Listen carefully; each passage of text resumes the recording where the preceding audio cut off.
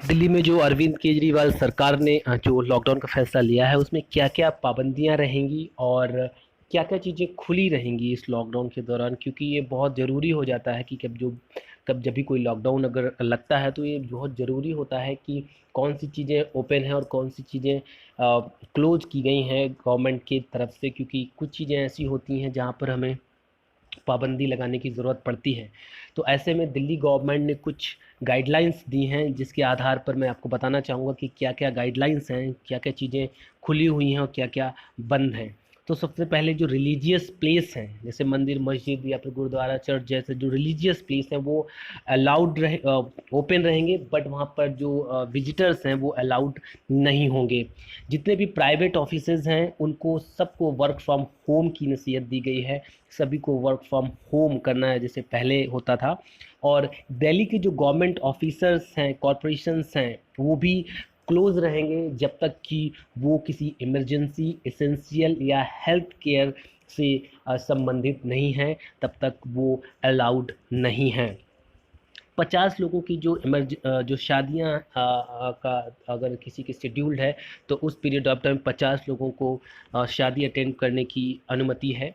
20 लोगों को अंतिम यात्रा पे जाने की अनुमति है। जो फ्यूनरल होता है उसमें जाने की अनुमति है। 20 लोगों से ज़्यादा वहाँ पर नहीं जा सकते। All malls, cinema hall, shopping complex, swimming pools, restaurant, salon, gyms and spa, ये सभी पूरी तरीके से बंद रहेंगे इस लॉकडाउन के दौरान।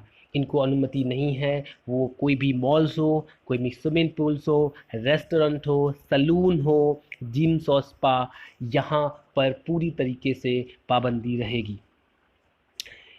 जो रिलीजियस प्लेस हैं वहाँ पर ओपन है, बट वहाँ पर किसी को जाने की अनुमति नहीं है। वहाँ पर सोशल गैदरिंग की अनुमति नहीं दी गई है।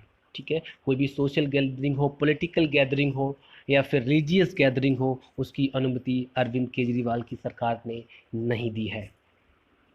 इसके साथ साथ जो सर्विसेज गवर्नमेंट की तरफ से हैं जो कि एसेंशियल सर्विस के लिए है, वो कम प्रोवाइड कराई गई हैं। इंटर स्टेट सर्विसेज को अब क्या क्या प्रोवाइडेड हैं वो मैं बताने जा रहा हूँ। डॉक्टर्स जो हैं, health care essential worker, official, journalist, जज, गवर्नमेंट ऑफिशियल एंड डिप्लोमेट्स जो हैं उनका मूवमेंट होगा।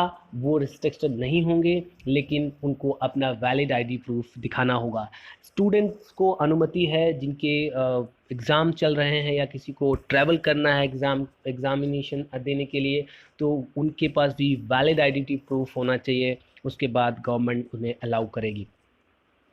कोविड जो टेस्टिंग के लिए जा रहे हैं, ठीक है, और इसमें वैक्सीनेशन है उसके आधार पर, और वैलिड आईडी कार्ड उनके भी होने चाहिए। पीपल जो कि एयरपोर्ट जा रहे हैं, रेलवे स्टेशन जा रहे हैं, बस स्टेशन जा रहे हैं, उनको भी अनुमति है, बट एक वैलिड टिकट के साथ उनको अनुमति दी गई है अरविंद केजरीवाल गवर्नमेंट की सरकार की तरफ से। जो स्पोर्ट्स हैं, जो उनको अलाउड नहीं किया गया है, जो नॉर्मल स्पोर्ट्स हैं, और उनको अलाउड नहीं किया गया है, बशर्ते वो नेशनल स्पोर्ट्स अगर हैं तो वो स्टेडियम के अंदर खेले जा सकते हैं और उनमें स्पेक्टेटर्स अलाउड नहीं होंगे। तो आप सब लोगों से अपील है, स्टे सेफ, स्टे होम। जय हिंद, जय भारत।